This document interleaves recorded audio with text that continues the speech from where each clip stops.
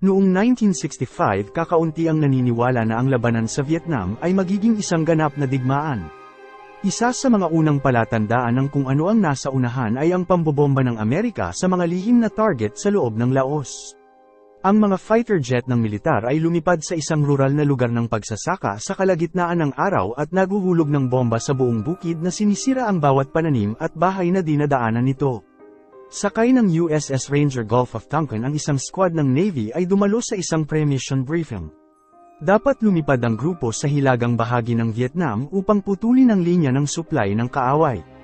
At dahil ang mission ay classified, pinaalalahanan ng squad na hindi nila ito dapat sabihin kahit kanino kahit pa sa kanilang pamilya. At upang maghanda para sa kanilang misyon, ang squad ay nanunood ng isang maikling pelikula tungkol sa kung papaano mabuhay sa kagubatan at nagpapakita kung paano magtago gamit ang mga dahon at kunin ang atensyon ng isang eroplano, ngunit karamihan sa kanila ay nakita itong nakakatawa. Pinayagan din sila humiling ng mga pagsasaayos sa mga kagamitan at rasyon na dadalhin nila. Kaya humiling si Dangler ng isang lihim na flap sa kanyang Navy boots upang maitago ang kanyang American passport sa panahon ng misyon. At sa huling briefing, ang pinuno ng squad ay nagbigay ng kanyang huling paalala tungkol sa kaligtasan ng kanilang operasyon. Binalaan nito ang squad sa paggamit ng kanilang radyong pangmilitar sa field kapag sila ay nasa panganib, dahil ang militar ay nakakatanggap ng mga ulat na ang mga kaaway ay nahaharang ang kanilang signal sa radyo at ginagamit ito sa isang ambush. At sa panahon ng pagpupulong, si Dangler ay napili bilang pinuno ng operasyon, at sa araw ng misyon si Dangler at ang kanyang matalik na kaibigan ay gumawa ng isang lumang ritual at magkakasama nilang pinatong ang kanilang noo sa dingding habang binati ang isa't isa ng good luck. Pagkatapos ay lumipad ang 4 na fighter jet sa himpapawid patungo sa Laos sa North Vietnam. At nang simulan ng squad ang pagbomba sa lugar, agad na nagpaputok ang mga lokal at ang jet ni Dangler ay nataman at nagsimula itong bumagsak. Habang dahan-daang napupunit ang kaliwang pakpak, ginamit ni Dangler ang kanyang mahusay na kasanayan sa pagpiloto upang ibagsak ang kanyang jet at nagawang makaligtas. At ang mga kalaban ay paparating para sa kanya, kaya tumakbo si Dangler sa field para magtago sa kagubatan. At naalala ang video, nagtago siya sa ilalim ng isang tumpok ng mga halaman at hindi lumabas hanggang sa umalis ang mga sundalo sa ibang direksyon. Pagkatapos ay iniwan niya ang kanyang radyong pangmilitar sa ilalim ng mga dahon bago pumunta ng mas malalim sa kagubatan. At kalaunan ay nakahanap siya ng isang walang laman na istruktura at ninakaw ang mga pagkain na makita nito sa isang palayok. Nagsimula din itong matulog sa kanyang plastic bag na palaging natatakpan ng mga dahon. Nang marinig nito ang isang US military chopper na lumilipad, maingat itong umalis sa kanyang pinagtataguan, ngunit kailangan din niyang dumaan sa isang lokal na pamilya bago siya aktwal na lumabas. At sa oras na umakyat ito sa ibabaw ng isang bato upang subukan na kunin ang atensyon ng helicopter gamit ang isang maliit na salamin, huli na at wala na ang helicopter. Pagkatapos ay huminto si Dangler upang uminom ng tubig mula sa isang ilog, ngunit naging sanhi ito upang mahuli siya ng puwersa ng Laos na pinalibutan siya at kinuha. Dinala si Dangler sa isang kalapit na residential village kung saan walang nagsasalita ng Ingles. At tinali ito sa gitna ng isang nayon at hindi pinapansin ang kanyang pakiusap para sa isang banyo, kaya naihi ito sa kanyang pantalon. Ginugol nito ang buong araw sa lupa habang pinagmamasdan siya ng mga lokal na parang hayop, at ginugulo siya ng isang bata sa pamamagitan ng pagsabit ng insekto sa harap ng kanyang mukha. At sa sumunod na umaga, dinala muli si Dangler, at sa pagkakataon na ito tumawid ang grupo sa isang tulay upang makarating sa ibang bahagi ng gubat. Nang huminto sila para magpahinga, pinanood ni Dangler ang mga lalaki magsindi ng apoy upang malaman ang kanilang pamamaraan. At sa tuwing dadaan ang helicopter, palaging kinukuha ng mga lalaki si Dangler sa damuhan upang hindi ito makita. At matapos ang maraming paglalakad sa gubat at pagtatago sa helicopter, narating nila ang isang nayon at itinapon si Dangler sa isang truck upang ihatid ito sa kabisera ng Laos. At doon dinala ang lalaki sa isang magarbong bahay at nakilala ang gobernador ng probinsya. At hindi tulad ng mga sundalo, mabait ang pakikitungo ng lalaki kay Dangler at nagsasalita ito ng Ingles. Inalok din ito si Dangler ng tubig at hindi nababahala sa pagsabog na maririnig sa labas. At sa una sinubukan ni Dangler na itago na siya ay isang opisyal ng Navy, ngunit alam ng gobernador na siya ay nagsisinungaling at kailangan aminin ni Dangler ang katotohanan sa pagpapakita ng kanyang US passport na itinago niya sa kanyang sapatos. Pagkatapos ay nag-alok ang gobernador ng kaligtasan at kalayaan kay Dangler kung tatanggapin itong pumirma sa isang dokumentong kumundena sa Amerika at sa digmaan nito laban sa mga tao ng Laos. Nang tumanggi si Dengler na lumaban sa kanyang sariling bansa, pinaalis siya at pagkatapos ay labis na nasaktan si Dengler sa pamamagitan ng pagtali sa kanya sa isang kalabaw at kinaladkad sa buong nayon.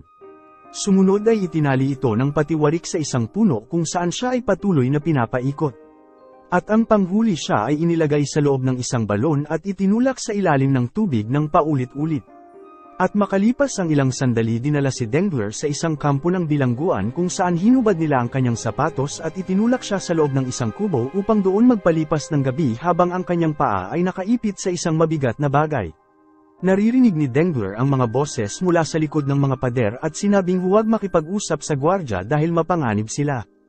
At sa sumunod na umaga pinalaya si Dengler na maglibot sa kampo at nakilala nito ang mga kapwa niya bilanggo sa digmaan at sa kanyang gulat ang ilan sa kanila ay narito na ng maraming taon.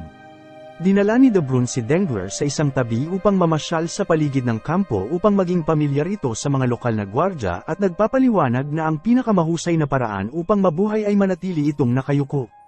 Ang mga bilanggo ay malayang gumala sa paligid ng kampo sa umaga ngunit sa gabi sila ay nakakulong sa loob ng kubo at ang kanilang mga kamay ay nakatali sa isa't isa at ang mga paa ay nakaipit sa mabigat na bagay. Sinubukan ni Dengler na kumbinsihin ng iba pang bilanggo na sumama sa kanya upang lumikha ng isang plano upang makatakas ngunit sinabi nilang isa itong masamang ideya. Ipinaliwanag nila na ang matinding init sa kagubatan ay magiging imposible para sa kanila na mabuhay ng walang tubig at ang tag-ulan ay ilang buwan pa. At kailangan din nilang iwasan ang gwardya at dapat sa gabi sila aalis kapag itinali sila. Hindi sumuko si Dengler at nakumbinsi ang grupo na tulungan siyang makakuha ng isang pako.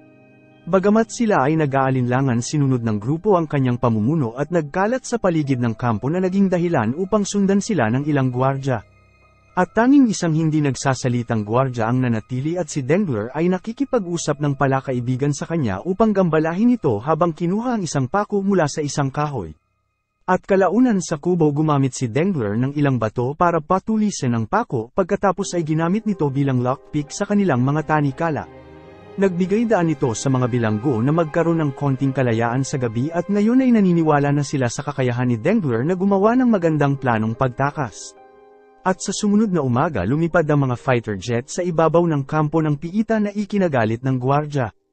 At sa sobrang galit binaril ng isa sa mga gwardya si Martin at sa kabutihang palad hindi tumama sa ulo ang bala at nag-iwan lamang ng peklat.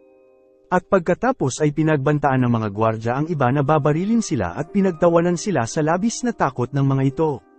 At sa paglipas ng araw higit na natuto si Dengler tungkol sa kanyang mga bagong kaibigan tulad ng pagtatago nila ng label mula sa lata ng beans upang maalala nila ang amoy nito. Nagbahagi din sila ng kwento kung bakit sila naging piloto at isang gabi sinabi ni De Bruyn na hindi niya iniisip na makakagawa si Dengler ng magandang plano at mapapatay silang lahat. At kung si Dengler o sino man ang maglalakas loob na tumakas si De Bruyn ay sisiga at aalertuhan ang mga gwardya. At sa sumunod na umaga isang squad ng mga sundalong Vietnamese ang huminto sa kampo at tinitignan ang mga bilanggo para sa anumang intel na magagamit nila. Isang babaeng sundalo ang nakahanap ng shaven glass ni Dengler at niregalo niya ito sa kanya bilang pang-akit. Pagkatapos sinabi nito sa iba na sana ay hindi siya engaged at walang digmaan para makuha niya ang babaeng yun. Nang biglang nawala ng kontrol ang isa sa gwardya sa kanyang armas na nagsimulang bumaril sa buong lugar. Habang tumakbo ang lahat para magtago at si Dengler ay nanatili sa mesa at tinitignan ang ilang butil ng bigas na nahulog sa plato at nakakuha ng ideya. At lumipas ang ilang linggo sinurpresa ng mga bilanggo si Dengler sa pamamagitan ng pagkanta sa kanyang ng happy birthday at pagpapainom sa kanya ng mga insekto. At dahil naantig nagpa siya si Dengler na ibalik sa kanila ang isang bagay at una ibinunyag nito na gumawa siya ng dalawang magaspang na kutsilyo mula sa lumang basyo ng mga bala at ang makahula kung saang kamay niya ito ilagay ay makukuha ito. Sumunod ay inamin nito na nagtatago siya ng kaunting bigas araw-araw dahil siya ay nakagawa ng isang bagong plano. Napansin ni Dengler na iniiwan ng gwardya ang kanilang mga armas kapag mayroon silang break kaya sa palagay nito ay dapat nilang nakawin ang mga armas at gamitin ang mga ito upang kontrolin ang kampo hanggang makapag-signal sila para sa rescue ng helicopter ng US. Sumang-ayon ang grupo na isakatuparan ang plano sa ika-4 ng Hulyo upang bigyan ito ng karagdagan na kahulugan kaya mayroon silang mahigit na isang buwan na natitira. At mula noon sinimulang nilang obserbahan ang mga gwardya upang pag-aralan ang kanilang mga gawain sa pamamagitan ng salamin ni Dengler sa bubong. Minarkahan nila ng kahoy at bato ang mga posisyon ng mga bantay at sandata upang isaulo ang mga ito at ng isang gabi muntik na silang mahuli ng isang gwardya at nagkunwari sila na isa itong laro na ginawa nila. At gamit ang kutsilyo na ginawa ni Dengler lumikha ang grupo ng isang escape hatch sa sahig ng kanilang kubo. At tuwing gabi maingat na lumalabas si Dengler upang planuhin ang landas na kanilang susundin at ginawang paluwagin ang isang bahagi ng bakod sa labas. At sa paglipas ng araw napansin ng mga bilanggo na lalong naghihirap ang pagkain bagamat ang maliit na gwardya na kaibigan ni Dengler ay nagbibigay pa rin sa kanya ng kaunting bigas. At kalaunan ay huminto sila sa pagbibigay ng aktwal na pagkain at sila ay binibigyan ng insekto.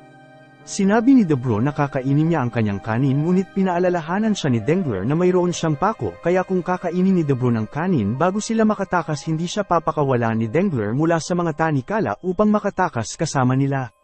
Siya ay lubos na kumbinsado na ang kanyang plano ay gagana at wala itong pakialam kahit kainin nito ang mga bulate.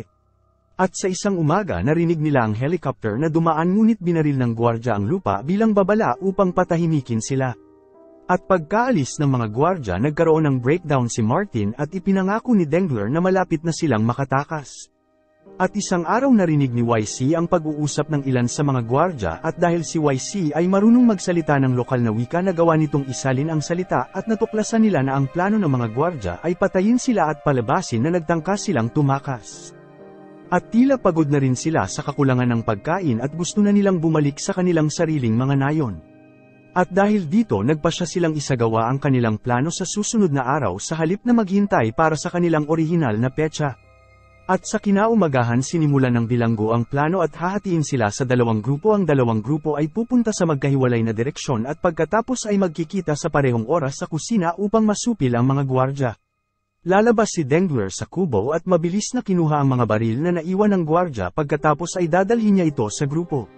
At kapag armado na ang lahat nahati sila sa dalawang grupo ngunit nang dumating si Dengler at Martin sa kusina sila lang ang nandun na hindi sapat upang masupil ang buong grupo ng sundalo. At sa kabutihang palad mabilis silang nakapag-isip at agad na binaril ang mga gwardya at pinatay silang lahat maliban sa maliit na kaibigan ni Dengler na mabilis siyang pinaalis bilang pasasalamat sa bigas. At dahil hindi sila pwedeng magtagal tulad ng kanilang orihinal na plano kinuha nila ang maraming pagkain hanggat maaari at tumakas mula sa kampo. At kalaunan nakasalubong nila si Debron at YC at naghinala si Dengler nang makita niyang nawawala ang dalawa habang si Debron ay may dagdag na armas at sapatos. Sumusumpa si Debron na nagkataon lamang ito kaya isang nabigong Dengler ang nakipagpalitan ng bala para sa machete ni Debron bago umalis ang dalawang grupo sa magkasalungat na direksyon. Si Dengler at Martin ay tumakas sa gubat upang subukang maghanap ng kalayaan patungo ng Thailand.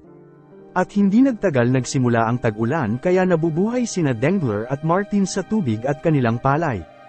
At sa kasamaang palad nang huminto sila para sa isang pahinga isang mudslide ang gumulat sa kanila mula sa likuran at kinaladkad sila pababa ng burol na naging dahilan upang mawalan sila ng kanin. At pagkatapos ng maraming paglalakad nakarating sila sa ilog at naalala ang video gumawa sila ng isang maliit na bangka gamit ang bagay na nakita nila sa kalikasan habang nagtatago sa mga dahon. Ngunit sa kasamaang palad dinala sila ng alon sa direksyon ng isang talon at napansin ang dalawa sa tamang oras at lumangoy sila patungo sa dalampasigan at iniwan ang bangka na mahulog at masira. Maraming araw ang lumipas habang ang dalawa ay patuloy na naglalakbay sa kagubatan at ginugol ang karamihan ng kanilang oras na basa sa ilalim ng patuloy na pag-ulan. At isang hapon natuklasan nila na sa ilalim ng kanilang damit ay may mga linta at kailangan nilang tanggalin ang mga ito isa-isa mula sa kanilang mahinang balat. At ilang sandali na diskubre nila ang isang lalaking nangingisda sa malapit ngunit ang pagbaril ay maaaring makakuha ng atensyon ng mga sundalo kaya tahimik nilang hinintay na umalis ang lalaki. At napagtanto nila na parang walang silbi ang mga armas na dinala kaya itinapon nila ito sa ilog upang maalis ang labis na bigat. At sa panahon na ito nakakita sila ng lumang sapatos sa lupa at hinayaan ni Dengler si Martin na makuha iyon. Dahil madalas itong nanghihina at pagod kaya gusto ni Dengler na panatilihing masigla ang kanyang kaibigan sa anumang paraan. Pagkatapos ng mahabang paglalakad nakahanap ang dalawa ng isang abandonadong nayon at huminto upang magpahinga. At sa mga sandaling yun lumipad ang ilang US helicopter ngunit kahit gaano kalakas ang kaway at pagsigaw ni Dengler hindi sila nito napansin at umalis. At nagsimula nang mawala ni Martin ang kanyang pag-iisip kaya sinabihan ito ni Dengler na magpahinga habang gumawa ito ng isang apoy sa pamamaraan na natutunan niya mula sa mga lokal at nagpatuloy sa pagsunog ng mga kubo upang lumikha ng isang malaking signal para sa mga helicopter. At sa kasamaang palad na pagkamalan sila ng mga Amerikano na kaaway at pinaputukan sila sa halip kaya kailangan tumakbo ni Dengler upang maiwasan ang kamatayan. Dahil malamang na nakita na ng mga lokal ang usok nagpasya si Dengler at Martin na umalis bago sila matagpuan.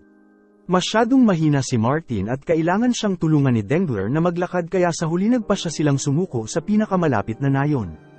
Ipinakita nila na hindi sila nananakit at nanghihingi ng pagkain gayunpaman ang mga taga-nayon ay hindi natutuwang makita sila at mabilis na pinatay si Martin. At dahil sa galit kinuha ni Dengler ang kanyang machete at iniwagayway ito sa paligid kaya nang umatras ang mga taga-nayon kinuha nito ang sapatos ni Martin at tumakas. Malapit na siyang sundan ng mga taga-nayon ngunit nagawa ni Dengler na magtago sa mga dahon. At sa paglipas ng araw, ang pagod at gutom ay nagsimulang magpabaliw kay Dengler at nagsimula siyang mag-hallucinate na kasama niya ang multo ni Martin.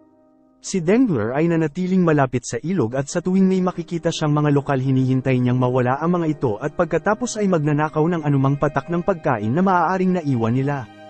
At sa ibang araw ay nanghuhuli siya ng hayop at dumating sa puntong nahuli pa niya ang isang ahas upang kainin ito ng hilaw. At sa isang umaga lumipad ang isang US Scout plane at ikinaway ni Dengler ang isang malaking dahon tulad ng nasa video. Sa una ay tila hindi siya pinansin ng eroplano ngunit sa lalong madaling panahon dumating ang dalawang helicopter at sa wakas ay sinagip si Dengler. Nakita ng ilang lokal ang helicopter at dumating upang umatake ngunit mabilis silang binaril ng mga sundalong Amerikano bago lumipad palayo. At kinumpirma ng isa sa mga sundalo ang pagkakakilanlan ni Dengler at niregaluhan siya ng isang candy bar. At nang makarating sila sa base ng US ipinadala si Dengler sa ospital upang magpagaling. At dahil ang kanyang misyon ay classified binantayan ito ng dalawang ahente ng CIA sa buong araw at hindi hinayaang ibahagi ang kanyang kwento sa sinuman at sinubukang kumuha ng intel sa kanya sa paulit-ulit na tanong. Si Dengler ay sabik na bumalik sa kanyang orihinal na pangkat ngunit hindi rin siya pinayagan ng CIA na umalis. At sa isang hapon dumating ang squad ni Dengler na may dalang birthday cake sa isang pushcart at isang sulat mula sa nobya ni Dengler na nagpapanggap na kaarawan ng lalaki. Ang mga ahente ng CIA ay tinanggap na bigyan sila ng oras ng magkakasama upang magdiwang at isinakatuparan ng squad ang kanilang plano sa aksyon. At lumipas ang ilang sandali pinagmamasdan ng mga ahente ng CIA ang squad na umalis sa base na may dalang pushcart nang hindi naghihinala. At sa sandaling makalabas sila ibinunyag na itinago nila si Dengler sa cart at sinakay nila ito sa helicopter upang tuluyan na umalis sa lugar. At makalipas ang ilang sandali nakabalik si Dengler sa kanyang barkong pangdagat at sinalubong ng buong crew na masaya sa kanyang pagbabalik. Salamat sa panunood, huwag kakalimutan mag-like at subscribe para sa mga susunod pa nating movie recap.